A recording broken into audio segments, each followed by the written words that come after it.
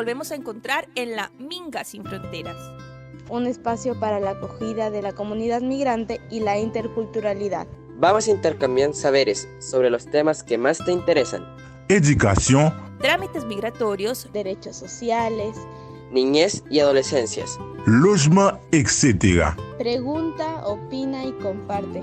Ahora comienza Minga Sin Fronteras. Minga Sin Fronteras a commencé.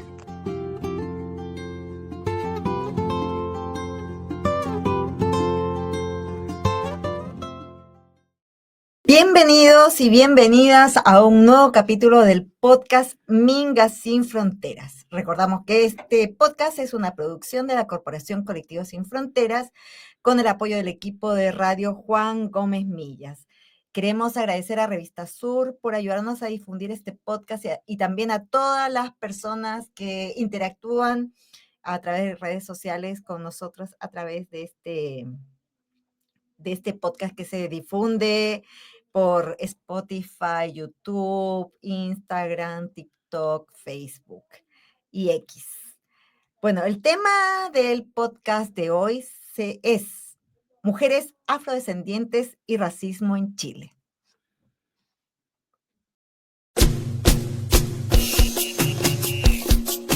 Negra, samba, negra, samba.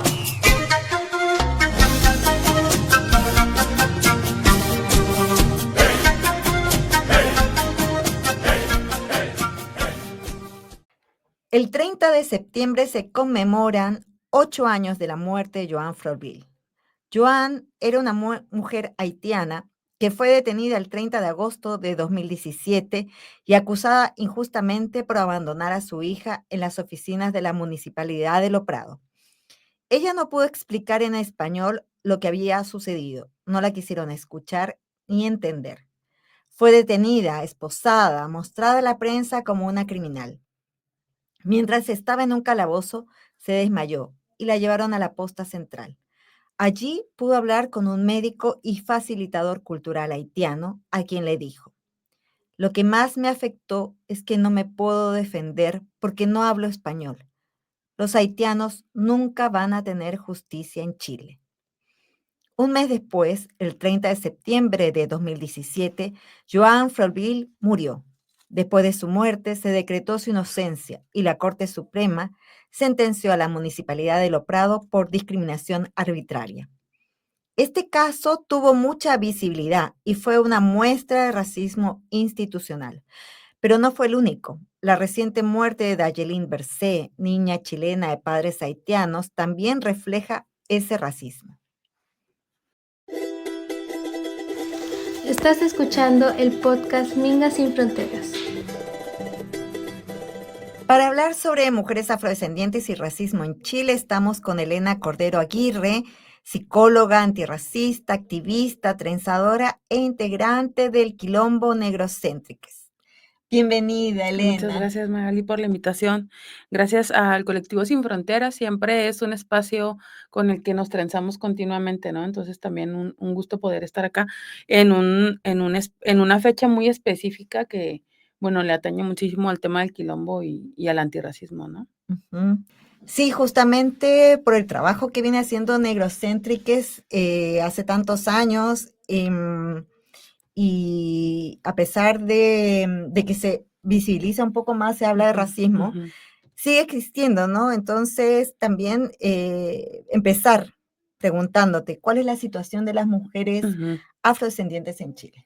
Bueno, sí, me gustaría poder enfatizar un poquito respecto a lo que sucedió con el caso de Joan Florville, ¿no? Porque se supone que se dictaminó el que la municipalidad de Lo Prado pudiese comprometerse con el tema de una capacitación intercultural o antirracista, por un lado, y también se aplicó una multa que correspondía como entre 200 y 250 lucas o 1,000 pesos, 250,000 pesos chilenos, que sin querer esto también manda un mensaje simbólico bastante fuerte, ¿no? Respecto a cuánto es que en un caso como este podría estar valiendo y ponerle valor monetario a la existencia de una persona, tiene sus riesgos, ¿no? Entonces, eso por un lado, enfatizar eso, ¿no?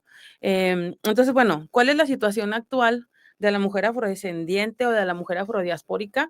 Creo que primero me gustaría partir de lo global, por así decir, haciendo mención de lo que está sucediendo actualmente con las mujeres en Haití, en República Dominicana. Obviamente también en República Dominicana, porque hoy por hoy hay una persecución a mujeres de origen haitiano en este territorio, ¿no? Lo que pasa con el Congo, Sudán, lo que pasa, por supuesto, en Gaza, lo que vemos en países como Ecuador, por ejemplo, también, ¿no? O sea, México, o sea, en todos lados, ¿no? Digamos que se generaliza sin querer una situación que no es favorable hoy por hoy para el sostenimiento de una vida digna, ¿no? Porque sobrevivir hemos sobrevivido, pero el tema es poder estar en condiciones dignas de existencia, ¿no? Entonces, bueno, pasando a esto ya enfocándolo o yendo más específicamente a situación Chile, creo que la situación de cada mujer afrodiaspórica es distinta, ¿no? Sin embargo, estas categorías, al haber sido instaladas en el periodo colonial, que también es necesario recalcar eso, han cambiado poco la situación actual, ¿no? Porque al final podemos ver, por ejemplo, espacios en los que se visibiliza el racismo, se puede hablar incluso abiertamente de él, etcétera, pero esto no necesariamente está reflejando en una estructura, ¿no? Entonces, si bien es cierto que en temas de visibilidad y reconocimiento, como por ejemplo lo que sucede con las compañeras que hacen un trabajo también formidable respecto a temas de reconocimiento afrotribal y que se ha logrado, digamos, en ese sentido, no necesariamente ha cambiado la estructura que oprime por ser una persona afrodiaspórica, ¿no? Y eso también es necesario, pues, hacer este comentario. Sí se ha experimentado en ese sentido de lo identitario y de lo cotidiano un avance, pero no necesariamente en temas institucionales, como nos refleja el caso de Joan, y otros tantos que hemos estado acompañando desde el Quilombo, y mucho menos en la estructura, ¿no? Porque hoy por hoy es necesario y preciso recordar que los estados se fundan a través de una metodología que se sustentaba en el racismo, ¿no? En la racialización. O sea, quién valía más que quién y que tenía que ver con cómo nos veíamos. Entonces, afortunadamente en la actualidad existimos muchas personas afrodiaspóricas que estamos comprometidas con sostenernos entre nosotras, nosotros, nosotres, para resistir y también trabajando para que esta situación continúe en el camino correcto, ¿no? Entonces, creo que eso es como un panorama general, por así decir, Claro. de cuál es la situación actual. Sí, Elena, ¿por qué hablamos de como que el racismo es más fuerte sobre las mujeres Ujú. que sobre los hombres, Ujú, ¿no? Porque, ujú. bueno, una sociedad Ujú, patriarcal ujú. como esta, Por como supuesto. muchos de los países que mencionaste, ¿no? Y yo considero que la pregunta acá necesita llevarse de forma más estratégica en el aspecto de que no existe quien viva más racismo que otra persona, ¿no? O sea, no se trata de si el hombre negro vive más racismo que la mujer o al revés, ¿no? Yo creo que siendo una persona afrodiaspórica, una persona racializada, va a va a haber una línea que te va a seguir, lamentablemente, de experiencias de racismo, expresiones racistas. ¿Cuáles? Bueno, ya va a depender de estas otras categorías que puedan estarte acompañando. Si eres una mujer cis, que además estás en un proceso migratorio y estás criando, o si eres un hombre negro que estás en la academia, o si eres un hombre negro que fue desplazado forzadamente de su territorio, o si eres una persona intersex o una persona no binaria. O sea, yo creo que el racismo pega y el cómo ya va a depender de estas otras lecturas que se hagan, ¿no? Entonces, también es necesario recordar y enfatizar que a las personas negras afrodiaspóricas, el imaginario con el que se fundan los estados, que por supuesto es supremacista, ¿no? Que es fundamentalista, encasilla frecuentemente las existencias en esto que llamamos estereotipos, ¿no? Y entonces de ahí viene el imaginario de qué es lo que hace una persona negra en este territorio o en cualquier otro territorio, hasta dónde puede llegar o no, o sea, te va encasillando, ¿no? De hecho, Aprovecho hacer comercial. En el Quilombo tenemos el podcast de Tertulias Negras y en una de esas temporadas, creo que fue la segunda temporada, hay por ahí un par de capítulos, si no es que uno, por ahí, uno o dos, que abordamos el tema de los estereotipos, ¿no? Porque al final son espacios bastante reducidos de existencia. Y entonces pensar que, por ejemplo, nos ha sucedido con compañeras en el Quilombo que trabajan en las universidades y suelen preguntarles si están ahí para hacer aseo de parte de personas, ¿no? Entonces, esto habla acerca de los imaginarios. Entonces, las diferencias que existen en las experiencias entre una mujer y un hombre afrodiaspórico o visiblemente negros, etcétera, dentro de esta diáspora negra, pues va a depender de estas otras como categorías que estén acompañándole, ¿no? Entonces, esto también nos habla de estos espacios en donde se puede vivir de manera más sutil también la opresión. Y ahí es donde hablábamos, por ejemplo, del patriarcado, ¿no? Pues que a lo mejor el hombre negro en su cotidiano vive constantemente una hipersexualización, vive una deshumanización, porque el racismo es deshumanización, pero cuando llega a casa tiene ese espacio de impunidad y de ejercer cierto poder, cierto control, y por supuesto que dentro de la educación que tenemos, pues lo va a ejercer. Entonces, y esto lo digo a modo de contexto, a modo de poder entender y explicar cómo es que está operando esto, más no justificando, ¿no? Porque por eso el Quilombo hoy por hoy se sigue posicionando como afrofeminista. O sea, podemos marchar con nuestros compañeros negros en contra del racismo y lo vamos a seguir haciendo, más eso no significa bajo ningún término que no vamos a señalar cuando tengan conductas que, ¿verdad?, que repliquen este sistema que estamos señalando, ¿no? Estás escuchando Minga Sin Fronteras. Seguimos hablando sobre mujeres afrodescendientes y racismo en Chile con Elena Cordero Aguirre, que ella es integrante del Quilombo Negrocéntriques. Bueno, habíamos dicho, ¿no?, que aunque ahora se habla más de racismo, pero además, y la lucha sigue, digamos.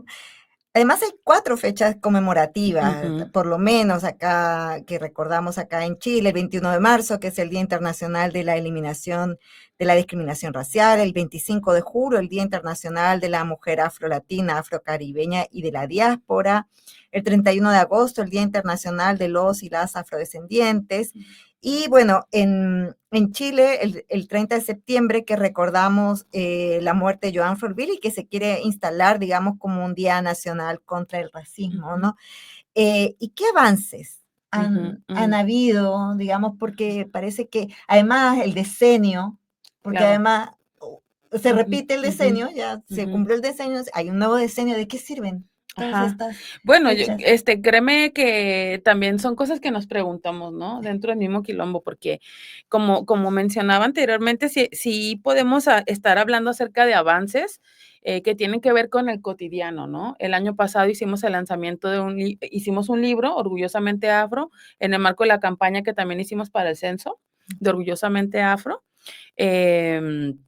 Que bueno, para nosotros ha sido un gusto enorme dentro de, ¿no? Porque siempre estamos también criticando de manera constructiva, pues no. Estamos mirando qué puede haber por allí, pero estamos bastante satisfechos con el tema de los resultados del censo respecto a los números que están hablando de la negritud en el territorio, ¿no? Entiendo que la negritud no es homogénea tampoco, eso también es un constructo racista.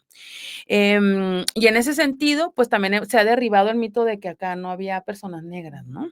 Entonces, como les decía, consideramos que en esa línea sí ha habido un avance, ¿no? Porque se logra visibilizar, se logra buscar este reconocimiento y respeto de las identidades, lo cual es bastante necesario también, porque es bastante agotador estar argumentando de manera política y sustentando el por qué existo y cómo es que existo y respeta mi existencia. Entonces, digamos que en ese sentido, sí hemos percibido un avance y nos deja con una satisfacción.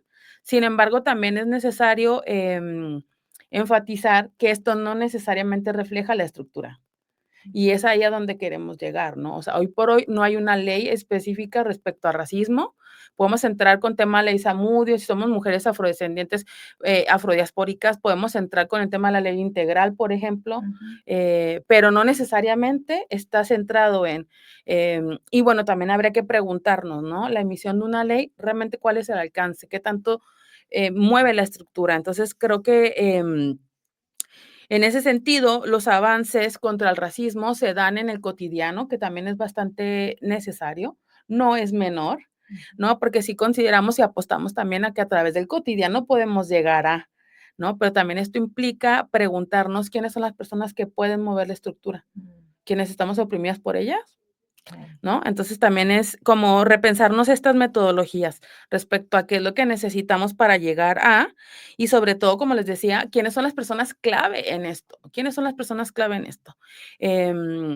En el libro que les mencionaba de Orgullosamente Afro, hablamos justamente, digo hablamos porque escribimos entre todas y todos allí, pero claro, mis compañeras mencionan esta trayectoria que ha habido en el estado, en el territorio chileno y ya también de forma un poco más específica en Santiago respecto a poder trenzarnos con espacios y ennegrecerlos. Porque sí habíamos estado ahí, pero de una forma invisibilizada, ¿no? Entonces, eso es satisfactorio en ese sentido, más nos recuerda la casi urgencia, porque hay que tener ojo con la urgencia, cómo se cruza con el capitalismo, pero sí esta necesidad que tenemos desde la época colonial, ¿no? De poder recuperar la dignidad en las existencias. Entonces, ahí vamos. Sí, en realidad el racismo es un término, ¿no? Pero eso tiene conductas, ¿no? Tiene, y lo vemos sobre todo en periodos electorales, no solamente en Chile, en otros países, y por suerte también como que cada vez se ve más mal, digamos, que una persona tenga un discurso racista, deshumanizante, ¿no? Pero existen, Por supuesto. existen y afectan, ¿no? Entonces, ¿cómo se enfrentan estos discursos? Bueno, esta invitación nosotros la agradecemos un montón porque justamente el mes de septiembre es uno de los meses más intensos para la existencia de las personas negras en este territorio, por lo que la celebración de la independencia significa, ¿no? En donde los discursos de nacionalismo, de un orgullo nacional que nos hablan de un proyecto político que fue la creación del país y qué personas no estuvimos pensadas allí, ¿no? O sea, hay que darnos cuenta que hoy por hoy, la semana pasada justo me tocaba con mi compañera Angie de Soy Alma de Negra, estar en una instancia a la que también le mando un saludo grandísimo. Ella también hace un trabajo potentísimo con este tema, ¿no? Y bueno, hablábamos acerca de cómo se hace el cruce de las negritudes con la migración, ¿no? Y este cruce hace que se pueda validar en muchos discursos el que una persona negra, el que una persona afrodiaspórica no es del territorio, porque la fundación del país, digamos, ¿no? Estuvo hecha para que no estuviéramos. Y entonces, si tú no estás desde el inicio, pues no eres parte de. Pero el tema es que sí fuimos parte de, estuvimos desde el inicio, ¿no? O sea, de hecho, podríamos decir que gracias a, ¿no? Están ustedes siendo parte de. Entonces, el tema es poder tensionar esto, no para polarizarlo, porque también es una metodología colonial, considero, sino cómo poder tener unas conversaciones que nos lleven a una existencia de respeto, ¿no? Entonces, si bien mencionas, Magali, que por un lado la gente en el cotidiano trata de evitar caer en un discurso que pueda ser interpretado racista, también vemos el avance de los fundamentalismos. Vemos cómo en territorios como Estados Unidos, obviamente, en Argentina, ¿no? Lo que les decía en Ecuador, en el mismo México, o sea, aquí mismo nos toca ver cómo las agendas políticas sí sostienen fundamentalismo, ¿no? Entonces, el tema acá es que no necesariamente es que no había racismo o se había avanzado en el tema del antirracismo, sino que las expresiones eran más sutiles. Y hoy por hoy los fundamentalismos usan las expresiones que detonan emocionalidades para ganar simpatizantes, ¿no? Y por eso es que vemos expresiones de nuevo bastante descaradas respecto a temas racistas. Sí, justamente hace algunos programas atrás que estuvimos con la profesora Jimena Po hablando los discursos de odio, que parece como que se acrecentaron en con la proliferación de las redes sociales, digamos, hay como también impunidad, Es ¿no? correcto. Sí, bueno, o sea, obviamente el poder, si lo pudiésemos traducir a términos prácticos, pues habla acerca de impunidad. Es decir, lo hago porque puedo, ¿no? Lo hago porque quiero y porque puedo. Y también es necesario que esas personas puedan replantearse y preguntarse, ¿a costa de qué? ¿Cuál es el valor? Porque en este sistema no hay una persona que no viva o pague un precio por oprimir a otras personas. O sea, todas las personas pagan un precio por oprimir a otras personas y también es necesario poder replantearse eso, ¿no? Entonces, hoy por hoy, como les digo, los discursos de odio proliferan porque además hace que podamos sentir cierta agencia, ¿no? Y como psicóloga me doy cuenta que poder sentir agencia es una de las cosas más satisfactorias que puede experimentar una persona, ¿no? Y entonces también hay que poner ojo a eso. Entonces, ¿cómo resistimos respecto a los discursos racistas? Bueno, primero es acuerparnos, ¿no? Y este concepto también le mando un mensaje y un saludo grande a mi comadre Doris Quiñimil, ¿no? Que es una de las personas con las que con las que se ha gestado y cristalizado este término de acuerparnos, ¿no? Porque resistir es acuerparse, entonces tener instancias en donde dialogar al respecto es necesario porque nos deja ver que no es que estamos exagerando, no es que realmente me lo inventé, sino que está sucediendo. Temas como poder ver cuál es el alcance que tenemos dentro de los límites de la legalidad o del marco jurídico, qué sé yo, y siempre la agitación, porque el silencio pues no necesariamente es una opción, o sea, digamos que es una opción, ¿no? Está el tema de la libertad, pero quienes estamos en el tema del antirracismo hemos decidido por no guardar silencio ante este tipo de situaciones. Estás escuchando el podcast Minga Sin Fronteras. Estamos hablando sobre mujeres afrodescendientes y racismo en Chile. Nos acompaña Elena Cordero Aguirre. Ella es psicóloga antirracista, activista, trenzadora e integrante del Quilombo Negrocéntriques. Elena, quiero llevarte al tema de las niñeces afrodescendientes, porque, bueno, hay varios casos que podemos referir, violencia escolar contra niños, niñas negras y casos trágicos, ¿no? Como la muerte de Maús en una piscina en Quilicura hace 5 años y recientemente la muerte de Dayelín Bercé, una niña chilena de padres haitianos que murió en un jardín Junji en Rengo. Esto nos habla de invisibilización de las niñeces negras y el poco cuidado o descuido directamente es sobre ellas, ¿no?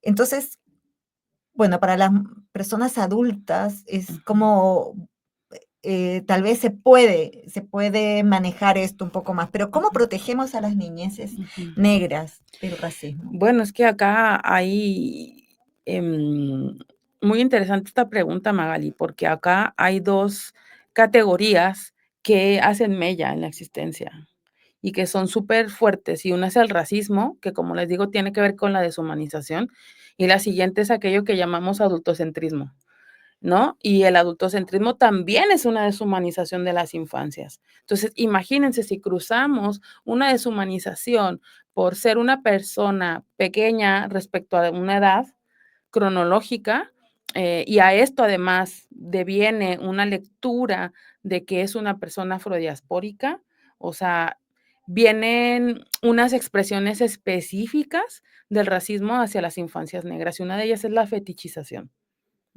en donde esta infancia no es una persona, en donde qué bonito tener un niño negro, una niña negrita, y tocamos cabello, y vamos y venimos, y etcétera, ¿no?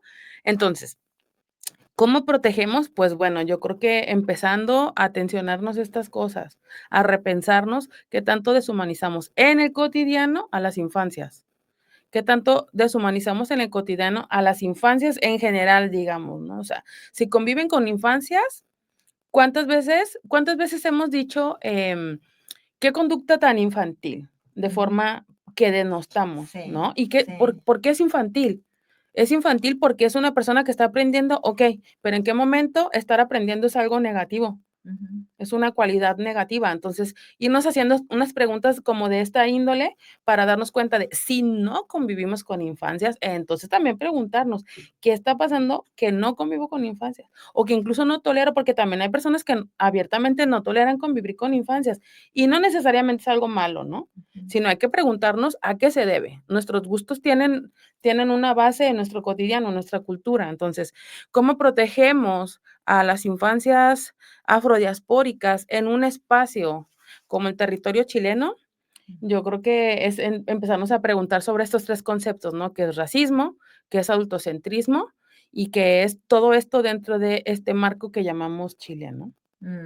Sí, además también es un desafío la educación antirracista, Por supuesto. porque el racismo, no sé, ha estado presente en los pueblos Ujú. originarios de Chile, han sufrido el Por racismo, supuesto. digamos, lo siguen sufriendo, ¿no? Ujú. Entonces, ¿cómo podemos apoyar, digamos, una política Ujú. de educación antirracista? Ujú.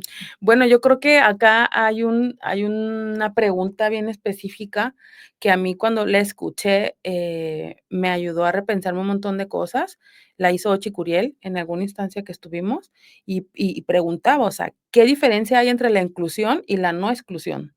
¿No? Y entonces, la inclusión en términos prácticos era lo que les decía, pues este es mi país y yo te incluyo, ¿no? Es como cuando mi hija, mi hijo está jugando con sus juguetes y le digo, comparte, incluye, pero nos vamos a casa y siguen siendo tuyos.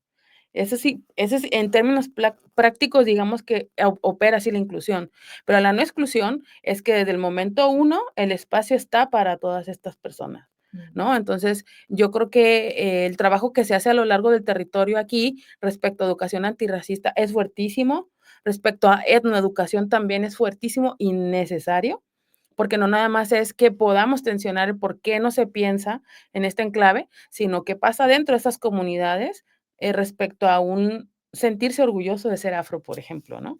Entonces, es un concepto que tiene que ir en estas 2 vías, digamos, por lo menos para mí, ¿no? Sí, lo mismo que pasó con Dashlyn, por ejemplo, que ella es una niña chilena, Ujú, con un ejemplo, hay otros muchísimos más, de padres haitianos, ¿no? Siempre ujú, siguen diciendo, no, la niña haitiana, no, pero ujú, es chilena. ajá, Y hay ujú, generaciones, digamos, ujú, ¿no? Pero pasa por el también color de piel, por ¿no? supuesto. Sí, sí. Y entonces, Elena, bueno, el desafío es el Ujú, antirracismo, ¿no? ujú, ¿Qué otros o cuáles son los principales desafíos que enfrentan las organizaciones como negrocéntricas que ujú. trabajan el antirracismo? Bueno, el primer desafío lo hablamos tras bambalinas, ¿no? Hoy por hoy es sostenernos en el tiempo, porque las cotidianidades se hacen cada vez más intensas, el mismo avance de los fundamentalismos nos prende alertas, entendiendo que además a esto le cruzamos cosas como un proceso migratorio, como una crianza, como un encarnar el ser una mujer afrodiaspórica, em, y eso conlleva cierto grado de persecución en tanto que tu vida o tu existencia no se puede ejercer de forma plena.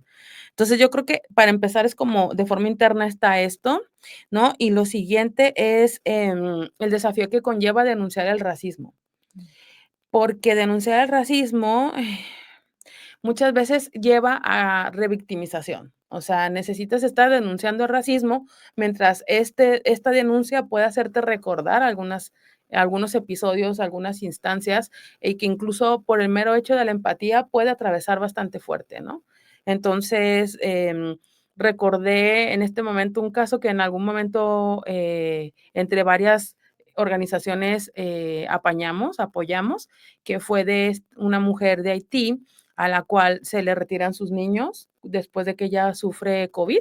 Una vecina decide cuidarlos, después surgen conflictos, llega OPD, una vez que pasa el periodo de que ella tiene que estar en cuarentena, regresan sus hijos a su casa, llega OPD, OPD se los lleva y la señora en la mañana iba al Vallador a comprar su frutita, su verdura, iba a vender, llegaba a su casa, dejaba las cosas, salía con un parlante, un micrófono, a cantarles a la casa donde estaban sus hijos.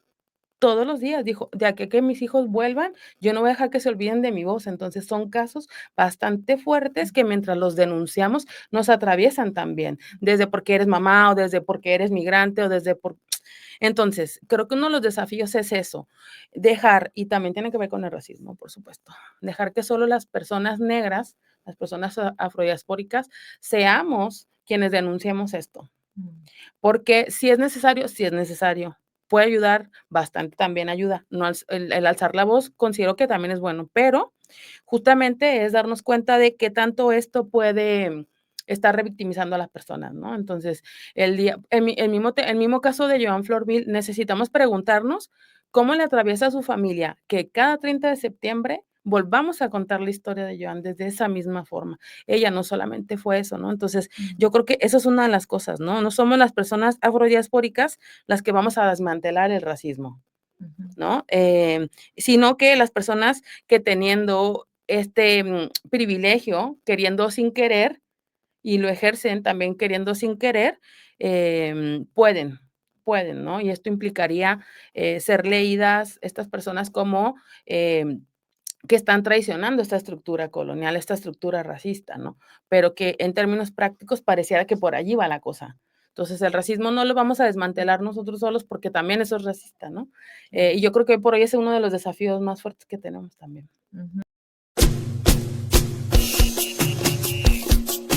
Negra samba, negra samba.